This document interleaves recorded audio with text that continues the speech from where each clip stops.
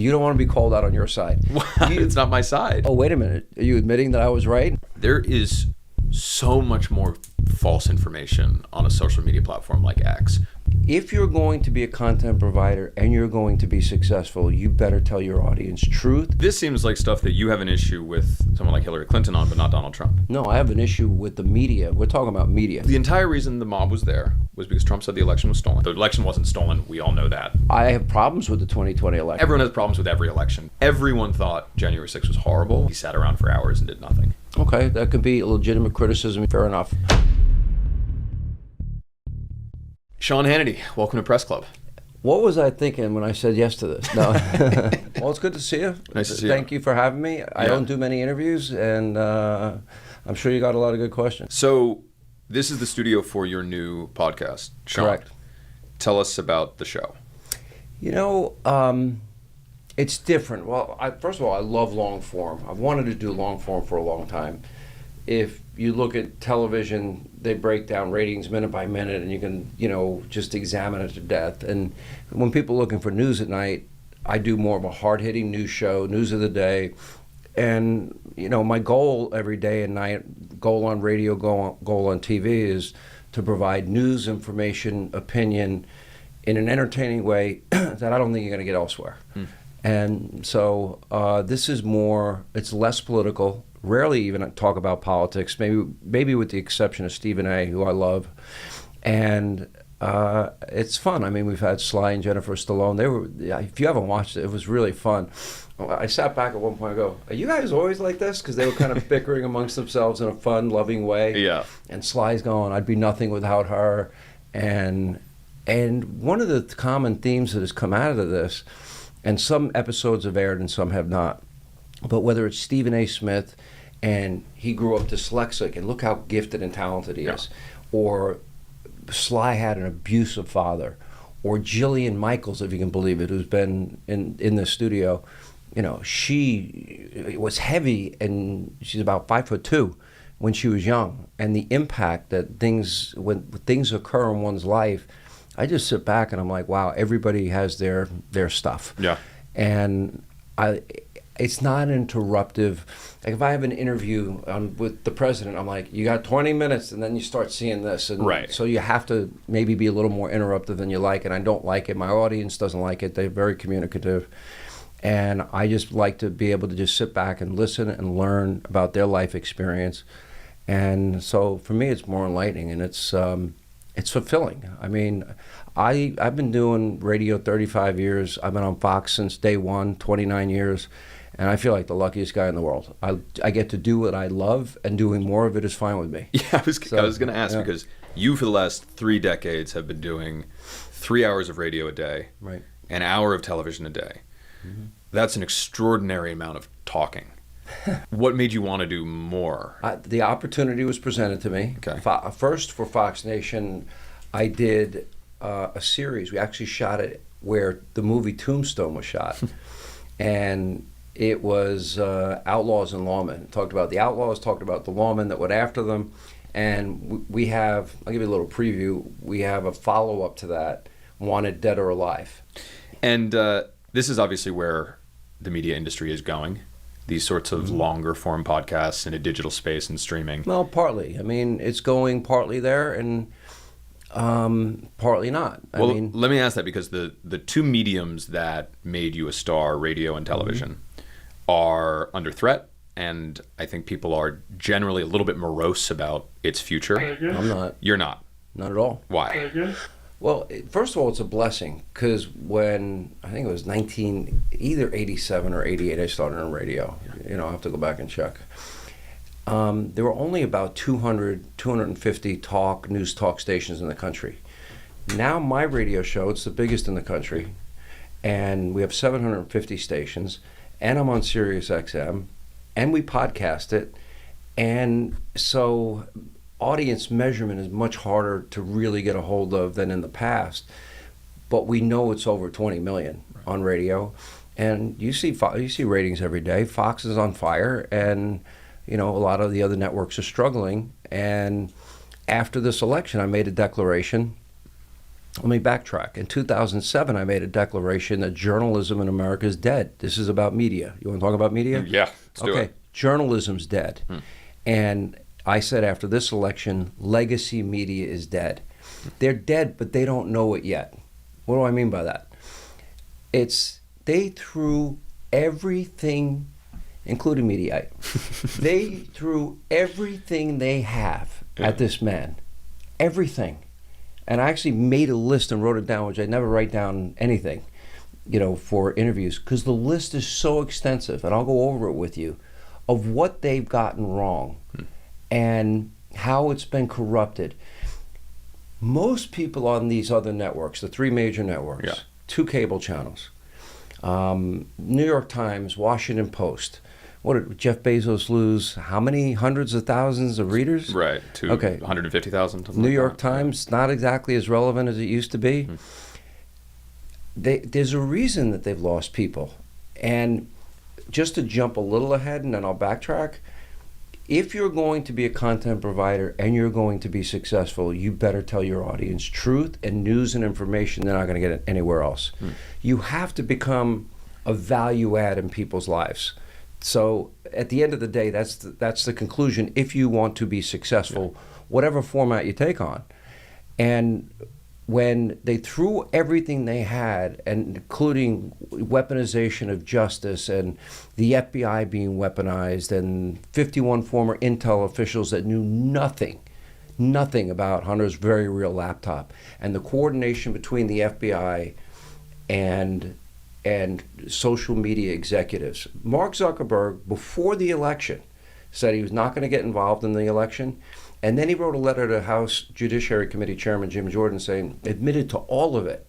The Twitter files, and I wrote it in my interview, I didn't get to it too deeply with Elon, what they showed in terms of government overreach, suppression, the ability to try to influence should scare everybody in media. And I think that they failed spectacularly. So I agree with you that the election was the biggest repudiation of the media imaginable. Because so you're saying Sean Hannity's right? On this particular issue, I agree. I think that the media spent a lot of time trying to convince Americans that Trump was bad and should never be president again, and that Americans, upwards of 80 million, turned around and said, we don't care. Right. We care more about other things. Yep. On the other hand, I think that it is bad that the legacy media has been repudiated. Why? I think it's an important thing. What if they got it right, they wouldn't have been repudiated? Well, but when you say they got it right, okay, so I hear that argument from Elon Musk a lot, right? Okay. That the legacy media is dead, that you have to get all your information from X.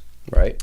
There is so much more false information on a social media platform like X. There's no guardrails. There's no accountability, right? If the New York Times gets something wrong, if they get something false, they correct it. Let me just give you this background. Okay. Because I was starting to tell you I started in the ground floor of new media. Talk radio was new media. Right. It exploded. 250 stations, now there's 5,000. And it's the #1 format in radio. And I started in Fox News in the beginning. I promise you, nobody gave us a shot. Nobody thought we'd be successful. And within a couple of years, Hannity and Combs was beating Larry King, the long-established, show on CNN. And I like Larry. And what you're missing here, not you necessarily, what people are missing, or the legacy media, I would argue, is missing, is they lied to the American people. Did they tell the truth? Did Kamala Harris and Joe Biden tell the truth to the American people when they said that the border's secure? Did they tell the truth to the American people when they said inflation is transitory? Did they tell the truth about Joe's cognitive state? When I started playing clips before the 2020 election of Joe, we hold this truth to be self-evident. All men and women are created by the thing. The thing, which was like my favorite. I recall that one, yeah. I tried to play it a lot, so it would be etched in people's memory. It was significant cognitive decline. And for Kamala then to say she wouldn't do anything different when she went on The View, and she wouldn't do interviews. And that was another problem. And there's a reason she couldn't do interviews. All right, let me ask this question. How is it possible that Kamala Harris for example, the media loves to cover J6, right? Mm-hmm. Okay. How much attention was given to the summer of 2020?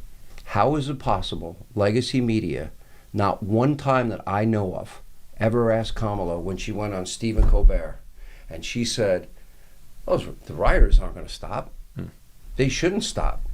And we're not going to stop. Now, if that was Donald Trump, do you think there would have been the equivalent of a J6 committee? I think that the connection between Donald Trump and January 6th is far stronger than the connection between... So you're against rioting?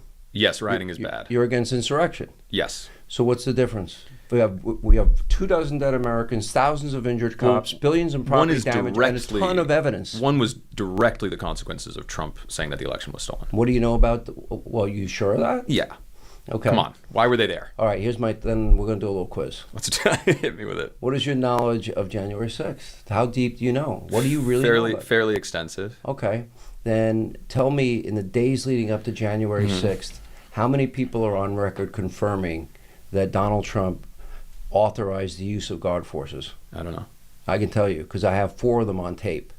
Donald Trump himself, Mark Meadows as chief of staff, the acting defense secretary Miller, Kash Patel. The other person in the room was General Mark Milley, just got a preemptive pardon, and he was written on record as confirming it. Isn't that all kind of irrelevant, though? Why is it irrelevant? Because the entire reason the mob was there was because Trump said the election was stolen. And he also said many of you will peacefully and patriotically march so your voices will be heard. Yeah, their voices were heard. And they got prosecuted.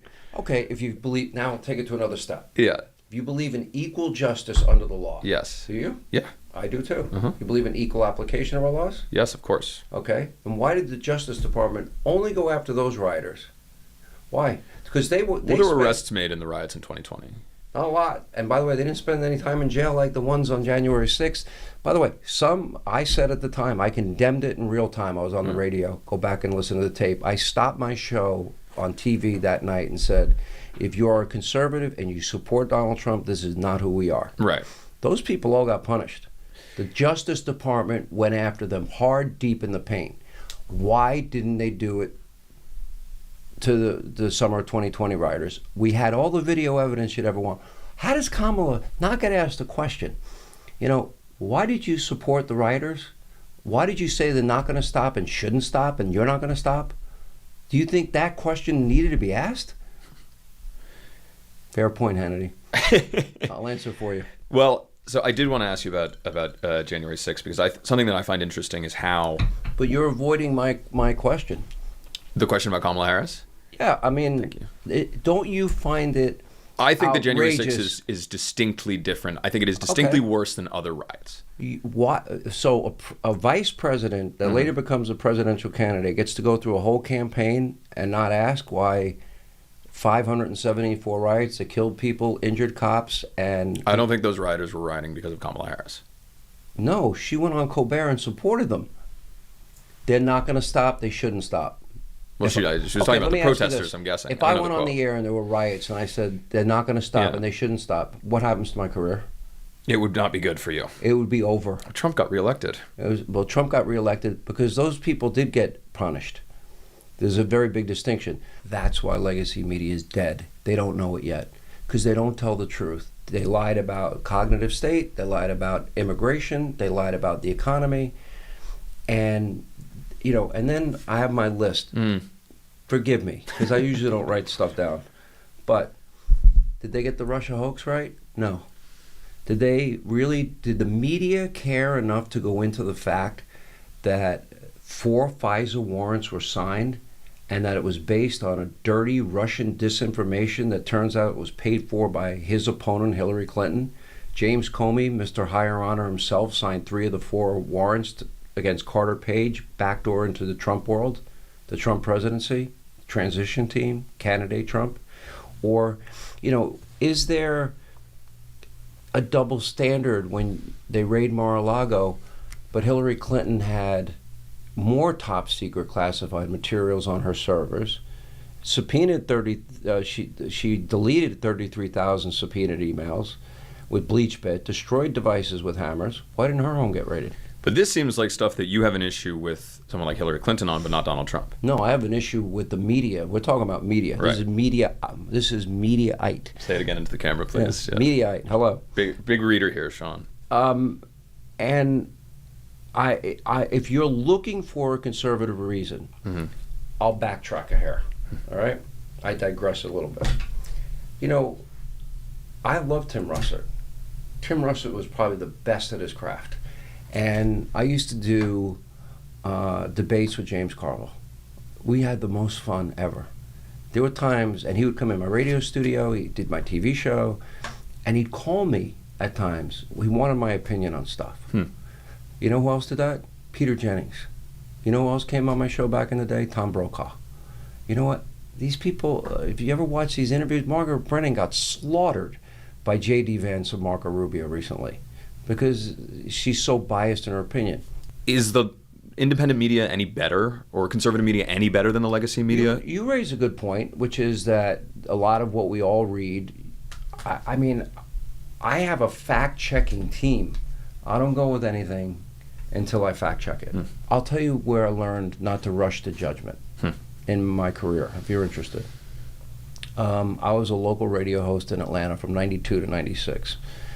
And I'm very proud of it. The Atlanta Journal-Constitution, at the year-end edition in 96, you can check it, I have a copy somewhere, said 1996 was a great year.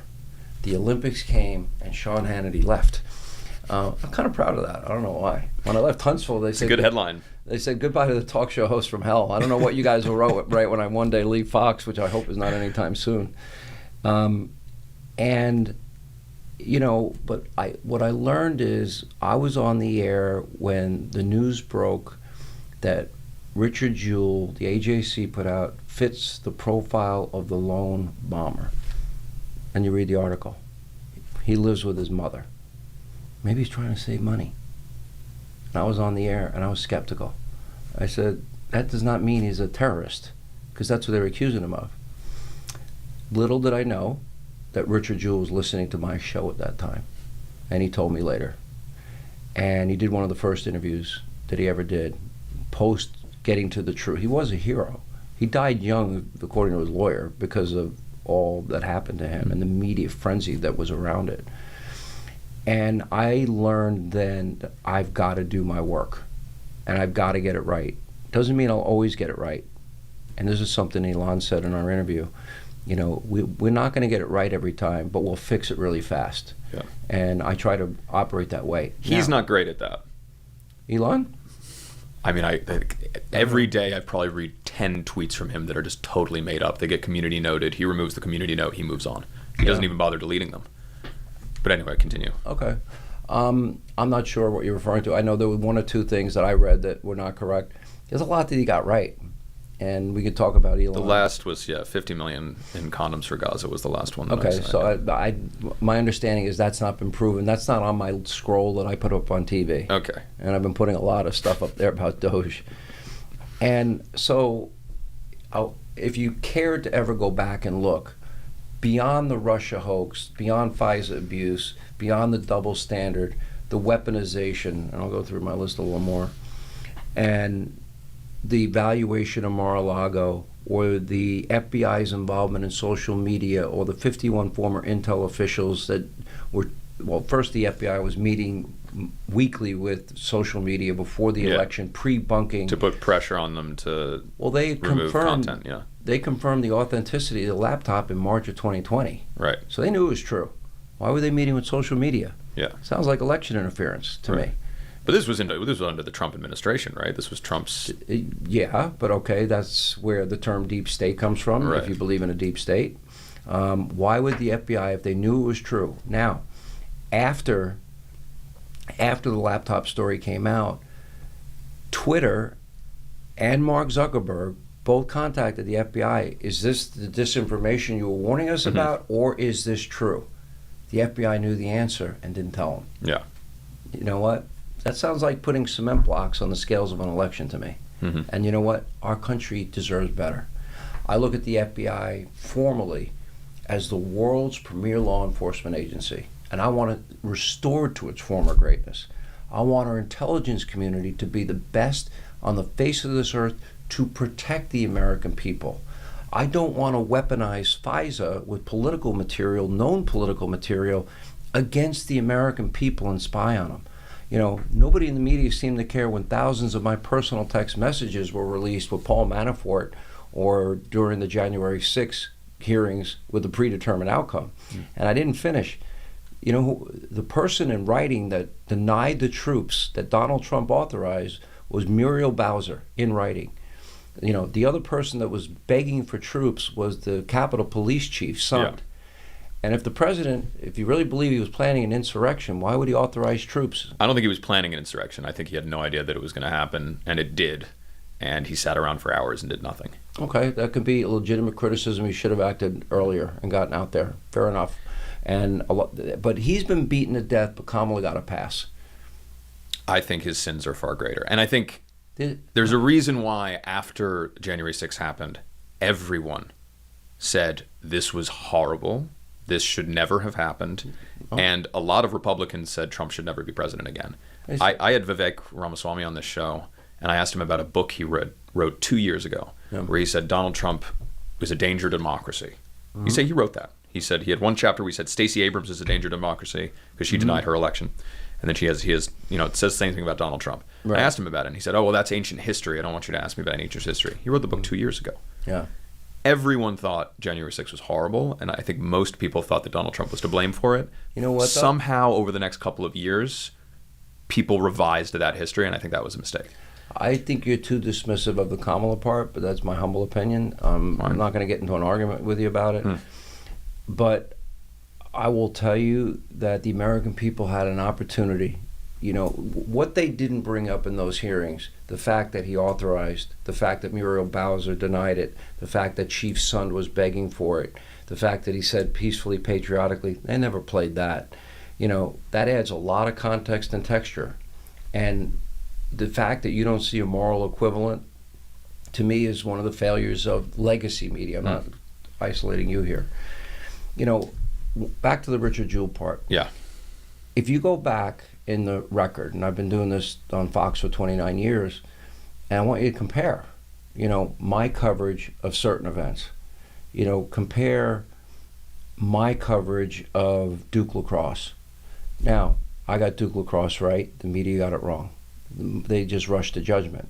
Why did I get it right? I'll answer your question. I got it right because I actually drove out to Garden City, Long Island, and I met with some of the families and the kids, and I knew exculpatory evidence would be forthcoming. How did I get Michael Brown, hands up, don't shoot right, and the media rushed to judgment there? Because I had friends in law enforcement and sources that told me that there are multiple African-American eyewitnesses that will confirm Officer Darren Wilson's story. How did I get UVA right? Same situation. I had sources. How did I get Freddie Gray in Baltimore right? How did I get George Zimmerman, Trayvon Martin? I knew that there would be testimony from an eyewitness that will claim that the screaming came from George Zimmerman, whose head was being pounded into the cement. I'm not defending him. I'm just saying there was information available for anybody that would try. And this is where I think legacy media fails on a spectacular level, and why they've lost the trust of the American people. And if you want to be successful, and I say this to anybody that's coming up, I get asked by young people all the time, you better do your homework, and you better tell truth as much as you can, and if you get it wrong, own it. That's it. I read once that you told Jesse Waters that the key to success in media is longevity. Partly. I mean, that's part of what I told him. And I read that sort of as, at least it was presented, I think this was in a profile of Jesse Waters a couple of years ago, it was presented as, you know, don't say things that are going to get you in a huge amount of trouble and get you fired. Don't say stupid shit. Exactly. How's that? Jesse sometimes takes that advice, sometimes not. You clearly have done a decent job of it. You've been on the air for 30 years at Fox. So I take it that you see that as the key to success in media. Well, I want to be clear. I don't tell other people how do I say this? My success or failure is not going to be based on other people's success or failure. You know, it's not a zero-sum game. And I also am a believer in a rising tide lifting all boats, right? So if Jesse does well, that only helps me. If the 5 does great, we all benefit. Brett Baer and Laura do great, that only helps me. But throughout this nearly 30 years on Fox, I'm sometimes, top 2, 3, 4, 5, whatever. I'm one of the top shows in the country every month. Monday Night Football hurts a lot. That's a lot of my audience likes football. But I do take a lot of pride, and people will hate the fact that I'm telling them to go back and look at those stories that I mentioned, because they got it wrong. Where's the apology from NBC for allowing lies and conspiracy theories to be peddled, or CNN, or did the New York Times get a Pulitzer for their Russia coverage? They got 2. Washington Post, return them. Trump's not wrong, and that case apparently is moving forward. So that'll be interesting to watch. Well, it's interesting now too, because Trump's victory, I think, has also reestablished his power over the media in a way that we haven't seen before. I think the best example of that is Joe Scarborough and Mika Brzezinski going down to Mar-a-Lago for a meeting with him. What did you make of that? I thought it was funny, to be honest. I used to get along with Joe. I mean, I call him Liberal Joe, affectionately. Like, I have names for a few people in the media: Humpty Dumpty, Oliver. These people that, whatever. Do you not talk to Joe anymore? No. I don't know him. I mean, we haven't talked in years. I mean, I'd be nice to him. Yeah. If I saw him at a restaurant, I'd buy him a drink. I'd send over a bottle of wine. I'm cordial to everybody. I have no personal animus against anybody, but I do try and call out their BS. They're in a constant state of feigned, phony outrage. And it's like the media has not learned a thing. Joe Rogan made this observation. He goes, there's been no introspection. There's been no change of course. It is just, they went through a period of denial about the election, leading into the next stage of grief, which is depression after the election, and now they're right back to where they were, and that's rage after the election. Calling him the D word, F Donald Trump, screaming and yelling, and if they get power again, they'll impeach him 5 more times. Yep. I mean, it's predictable as the day is long, and meanwhile, they don't care to spend the time to understand him. I've known the guy 30 years. I understand him. If he talks about tariffs, he's negotiating. Right. If he says all hell, will break loose in the Middle East, he means it. And you see the speed at which he's working. It's he has the opportunity, if Congress will get their act together. And my message to you in Congress is, you got elected because of the Trump agenda, and that's on borders. Now it's about getting our budget in order, stop stealing from the American people, end the waste, fraud, abuse, energy dominance, deporting illegal immigrants, restoring law and order, end the madness of defund, dismantle, no bail laws. I mean, those are all things that, as a conservative, I want.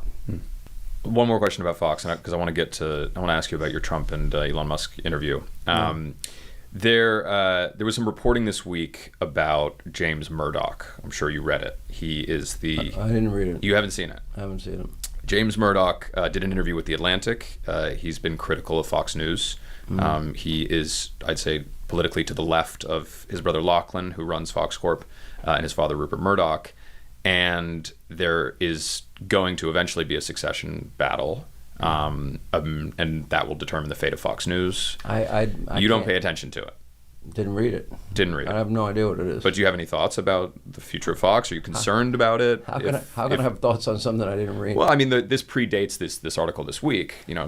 Look, I just know I am very grateful that I was Fox, I believe, will be studied for decades and decades to come.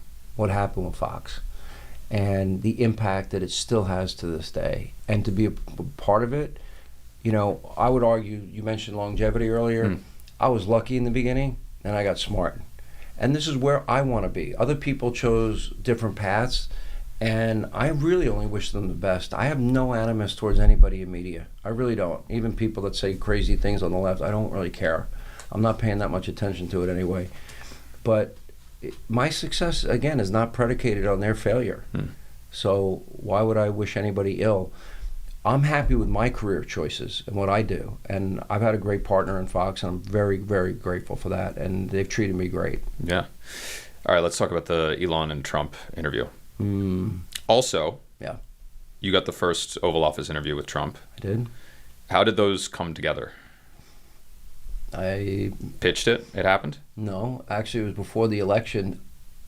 I said to Trump, when you win, I want the first interview. I hope you put some money on him winning the election. What's that? I hope you put some money on that. That wouldn't be good. No, I'm not a big bettor, just for kicks and giggles. But no, I asked him, I said, you're going to win. You know, it was funny because I don't know if you remember Election Day. I don't know if you watched a lot of Fox that day. I did, yeah, a decent amount. I was on with Dana and Bill Hemmer at 9 a.m. And I was their first guest. And I said, we start out this election day and Kamala has a serious math problem. This information was available.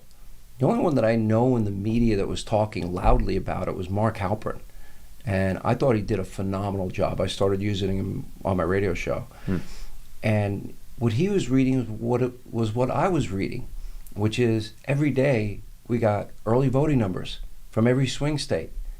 And for example, on election day, Kamala Harris started out down 700,000 votes from where Joe Biden was in 2020, and he didn't even win that state by 100,000 votes. Susie Wiles, who ran the Trump campaign, was a genius, because for 4 years I was telling my audience, get over your reluctance and resistance to voting early and voting by mail. Yeah. Which we're in the state of Florida, my home state, the free state of Florida, not your non-free state of New York. Excuse me. Yeah. You left 2 years ago, something like that? This is my second year. You're still a New Yorker. You can't disavow Long Island. I've lived in 6 different states. That's true. You have I moved sold around my a lot. house. I had a list of 65 items that my lawyers and accountants said I had to accomplish to cut hard. To fully leave. Yeah, because they don't let you out. Yeah. You know, You never lived in the city, right? You were always Long Island? I did live in the city when I first started at Fox, but I'm not a city person. Where did you live in the city? Upper West Side, Upper West 92nd between West End and Riverside. Okay. Nice. I know. I used to go to Riverside Park. I had a dog. Yeah. And then mice. You were a real New Yorker. No, I was not. No, I was not. Never was. You're on the Upper West Side. You're getting a bagel. You're walking the dog New around. York has one advantage. You can get any food you want, anytime, day or night. I tell people that you can get Ethiopian food at 4 a.m. You know what? I cook every meal on my own. Yeah. I eat eggs and meat, so I don't really need their help. Don't you? No, I'm not going to eat a bagel. You don't need that from no, New York. I'm not eating McDonald's either. Okay, so you get the interview. Let's talk about the Trump and Elon one. What were they like off camera? Because one of the questions you asked them that I found interesting was this attempt to, I think very transparent attempt to drive a wedge between them, right? With all of these all of the speculation that Trump is going to get sick of Elon because he's getting a lot of attention. President Elon. Right, That's exactly. my favorite. Which President is very Elon. obvious what is the attempt there. Yeah. And I think it kind of worked with Steve Bannon. I don't really know the details of why Steve Bannon got fired back in the first term, but I don't remember. It seemed to be kind of related to the fact that he was on the cover of Time and stuff. So I think people are trying to do that again. From my perspective, it would be foolish for Trump to ever distance himself from Elon Musk because he's so enormously powerful and has such a massive megaphone at X and all this money that he's just too useful. But what were they like off camera? Fun. Do you think there's any chance that there's tension could lead to a fallout? None. Really? Well, is there potential? Right. Well, there's always potential, right? I mean, But you didn't sense anything. As you saw last week, okay, at one point, because I brought up this question, and then I brought up the conflict question. Yeah. If I didn't ask it, I know media, We would have lost our minds. You would have lost your mind. Yeah. And they gave a very good answer on the conflict question, as you know. But at one point, he just opens up his jacket. He got a T-shirt, tech support, and that's how he views it. Yeah. Now, this is a phenomenon too. I mean, if you listen to all these people that say they're journalists, they're full of it. They're not.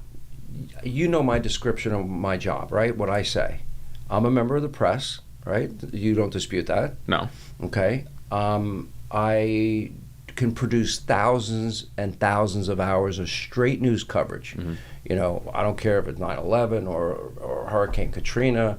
There's no opinion in those moments where I'm doing a straight news, or when they released a hostage just recently from Russia. I covered that. I ended up staying on air for 2 hours, and Greg Gutfeld's audience rightly got mad at me for being there. But so I could do that. I've done investigative reporting that the rest of the media doesn't do. Obama's radical associations. We spent 3 years on the Russia hoax, and I had a small ensemble cast: John Solomon, Greg Jarrett, Sarah Carter, and we unpeeled every layer of the onion. And while the rest of the media got it wrong, we got it right. Our sources were impeccable, and we worked those sources. Catherine Herridge at the time was part of it. I'm going to miss names, so I'm going to stop. Yeah. And, you know, well, I don't know what to say. Yeah. I mean, it's like we work really hard to get it right. Right. Well, on the Elon thing, it does seem a little bit absurd that there is this civilian who's the richest man in the world, who is basically the most powerful unelected bureaucrat in the history of America. Why does everyone keep saying unelected? Is there any? He wasn't elected. He's Right. He's kind of Was he's any a member- rant. He's a guy. Was any member of Trump's cabinet They're elected? confirmed selected by the president, confirmed by the Senate. Okay, what about the people that don't need confirmation? Right. It seems like an extraordinary amount of power, Well, you know, it's interesting because particularly for someone who has billions of contracts with the U.S. government. Okay, you mean by Joe Biden and the Biden administration, the $400 million Yeah, contract? but they didn't hire Elon Musk to gut the federal government. Okay, they didn't, but I've been playing in the last week. If you watched my show at all last week, I played repeatedly Bill Clinton, Al Gore, Joe Biden, Barack Obama, you know, all of them saying we got to eliminate waste, fraud, and abuse. You can take that back to Clinton and Gore. You could take. I think it's an enormously popular thing to do. It's only going to get more popular. The question is, well, do you not think that at a certain point, because it seems like what they're trying to do is they're slashing at a pace that no one has ever seen before. I brought a gift for you if you want it. Let's see it. But at a certain point, are you not? Aren't services going to break down because they cut too close to the bone? And then Americans are going to turn around and say, this was a disaster. Well, as you know, I asked them very specifically about Social Security and Medicare because people will lose their minds if there's they a try lot to of cut fear-mongering. social. Well, you heard their answer. President Trump could not have been any more firm. Right. No, Yeah. not touching it. Yeah. Now, they might make improvements. They might look for people that, you know, Elon Musk last week found that there were people on the list. We don't know if they're getting paid. We don't know if family members are getting paid. But they did discover names of, you know, all these people that were 130 years old on the administration list.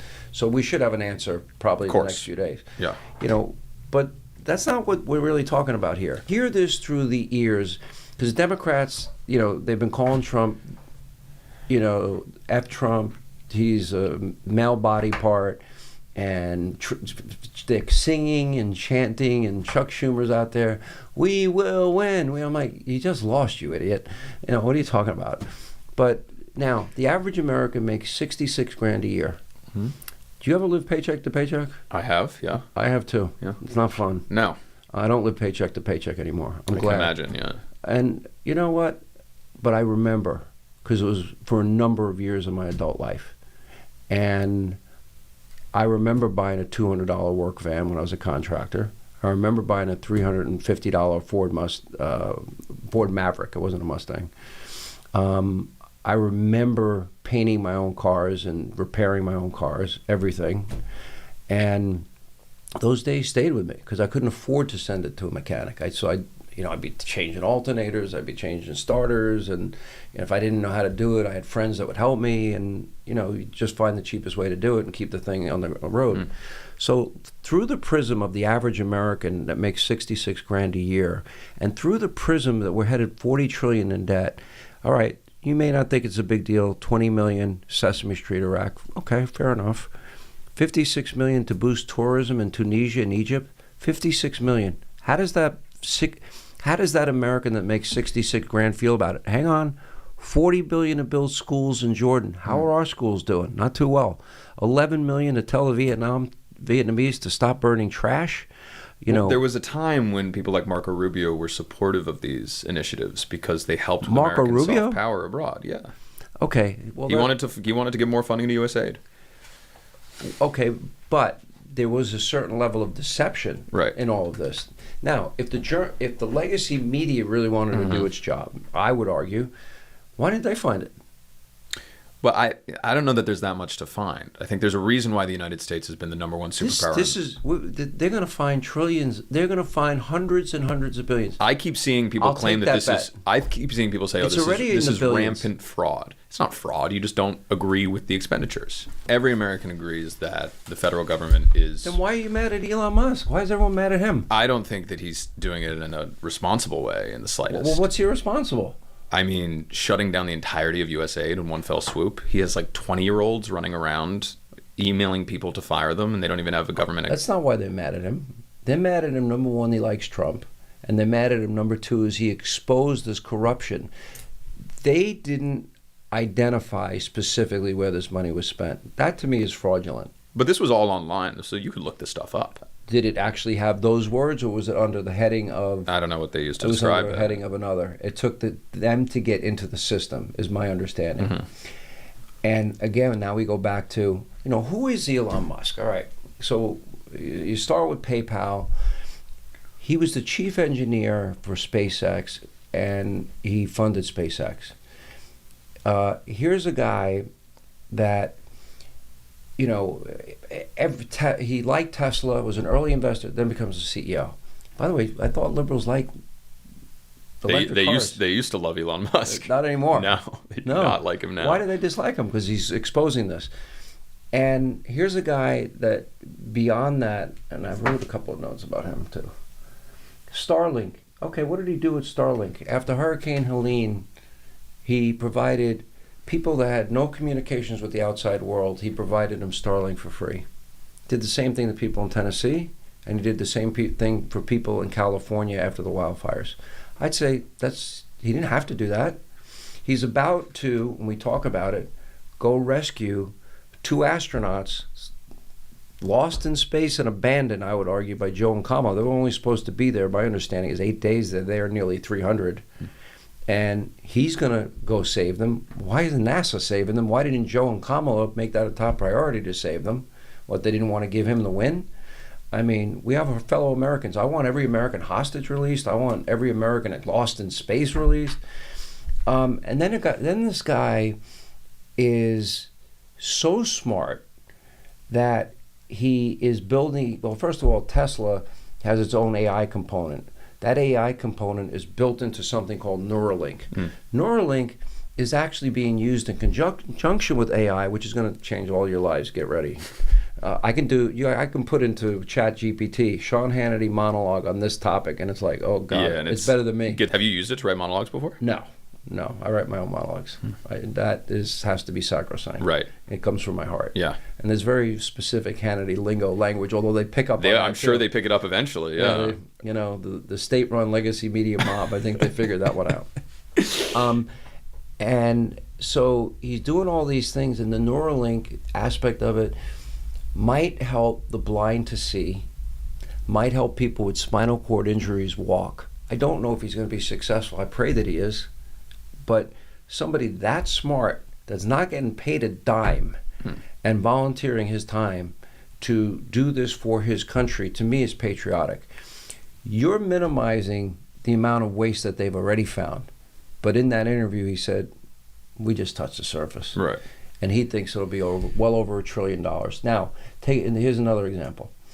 The GAO, in the last week or two, came out with a report that the Biden administration misspent $233 billion. If you don't trust Elon, now, do you not find something corrupt, unjust? There's an injustice there?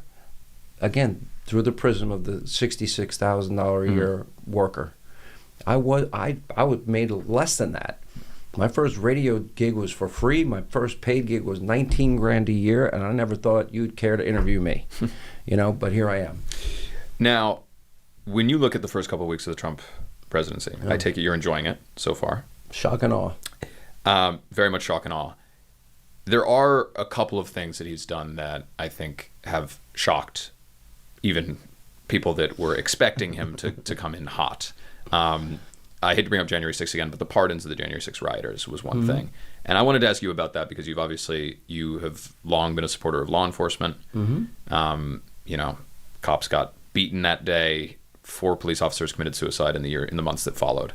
Obviously, it was a horrible attack. What did you think when he said that he was pardoning? Because nobody thought he was going to pardon the violent rioters. I mean, J.D. Vance was on television 2 weeks before saying we would never do that. And then Trump does it. Is that, I mean, just to think of the you see, I'm willing to have that conversation and say, should they have spent more time in jail? I think there's a legitimate argument on your part. Yeah. Fair enough. Right. Because at least for the police. cops that were there that day. Here's the difference, though. You just dismiss the thousands. Hold on. But now you're whatabouting it. You're saying, okay, well, what about this? All right. Whataboutism I know. means? I can imagine what your take is on whataboutism. Well, let me tell you what whataboutism. Whataboutism is you don't want to be called out on your side.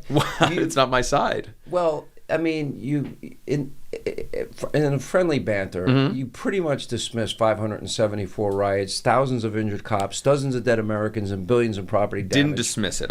I think it is less. Okay. I don't think it's as bad as those January people 6th. did not get prosecuted. There was no systemic effort to go after those people. Right. So, but they hunted lawmakers. They tried to lynch Mike Pence. Listen, and I said at the time, they all got punished.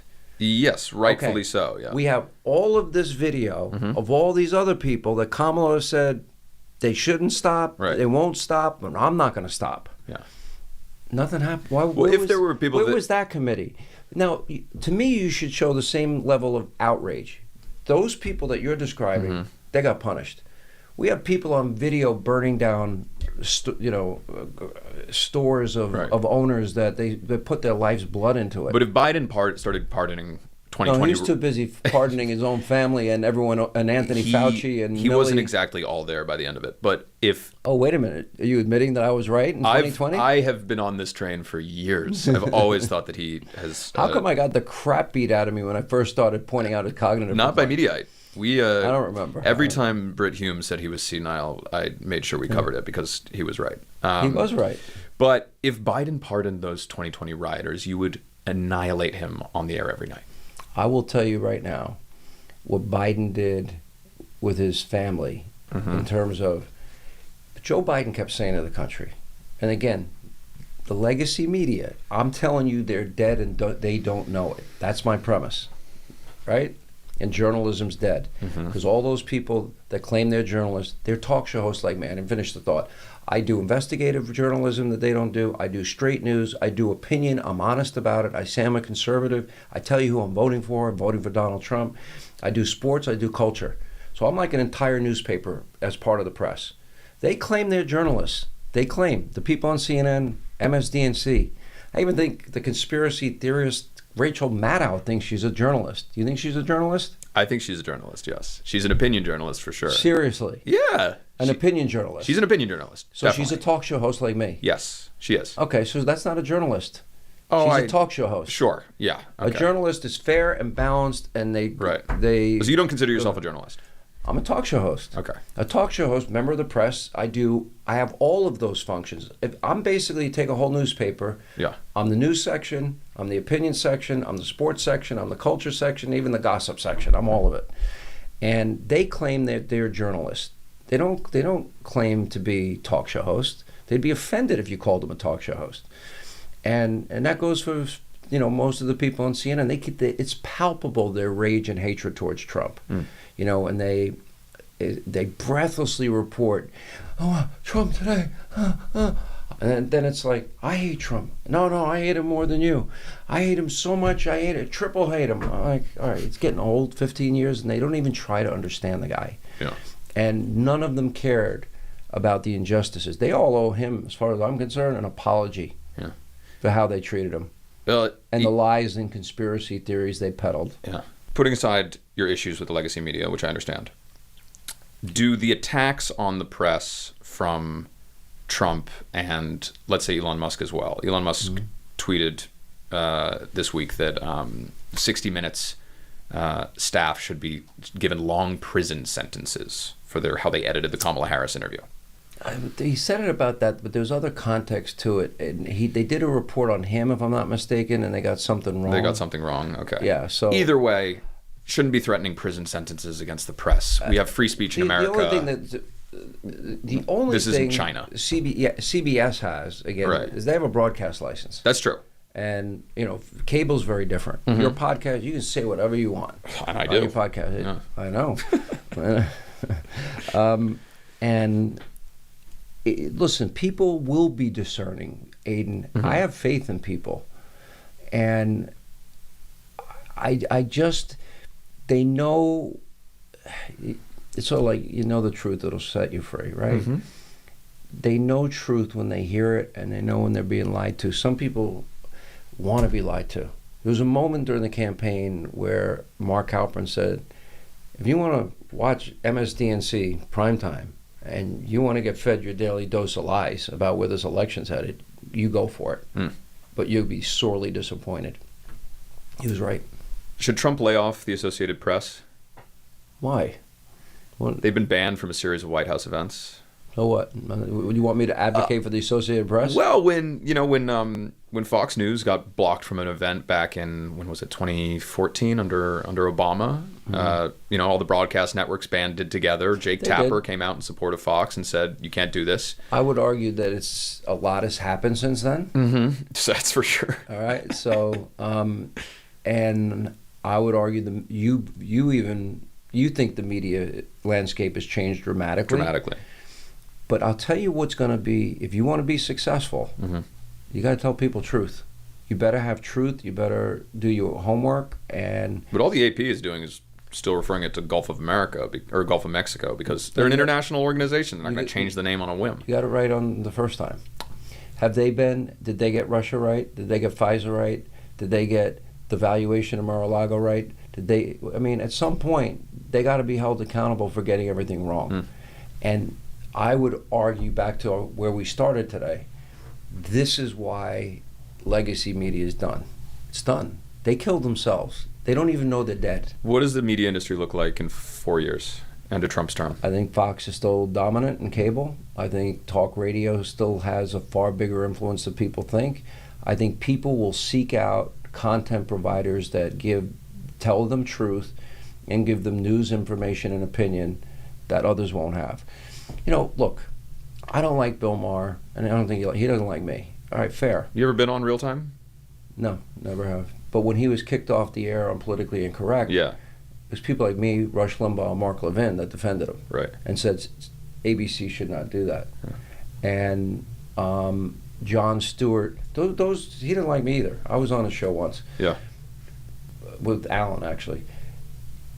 But there's a reason that they stand apart right now. And you guys cover them extensively. We do. It's like a promo for those guys every week. When am I going to get my promo at Mediaite? I guess this podcast is it. Yeah. My one shot. But the one thing that I've got to tip my hat to, both of them, is they tell some truth. And, they'll go into, you'll dismiss this list, and it's so extensive. It'll be, in the end, it's going to be trillions, and I'm willing to take whatever bet you want. Right. I'll wear a Mediaite T-shirt on air one I will night. get one printed up now for that. But what do I get in return when you're wrong? I'll wear a Sean T-shirt. Last question, where's Sean Hannity in 4 years? Right where I am. God willing. Sean Hannity, thanks for coming on Press Club.